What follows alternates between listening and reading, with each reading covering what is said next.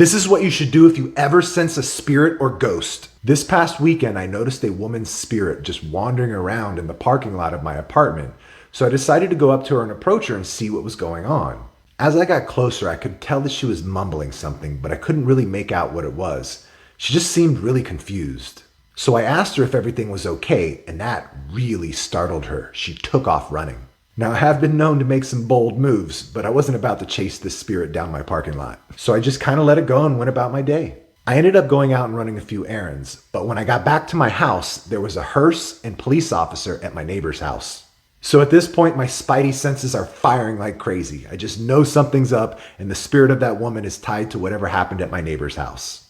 I could still sense the woman's spirit wandering somewhere. I just couldn't see her. I didn't know exactly where she was. So I decided to sit outside of my house and feel for her energy to see if I could talk to her again and try and maybe help her. I eventually started to sense that she was down at the lake in my apartment complex, so I started to walk that way.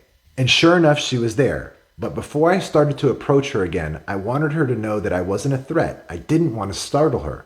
So I stayed there for a few minutes and just let my energy emanating this calm, cool, safe energy, and I radiated out towards her. And as she started to sense it, she looked up at me and she could tell that it was okay.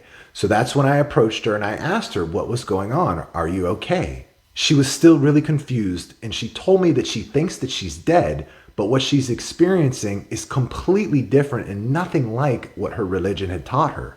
And so I explained to her that, yeah, you don't have a body anymore and that you're here on the earth plane. Do you know what happened to you? She told me that she had some sort of a heart condition, and the last thing that she really remembered was gasping for air, then all of a sudden she was in the parking lot. She started to cry and was really sad, and at that point, I noticed two other spirits come in behind her. It was a man and woman, and they wanted her to come with them, but she couldn't see them. She wasn't able to perceive them at all. So I asked her if there was anyone that she loved who had passed away before her, and she immediately said, yes, my parents.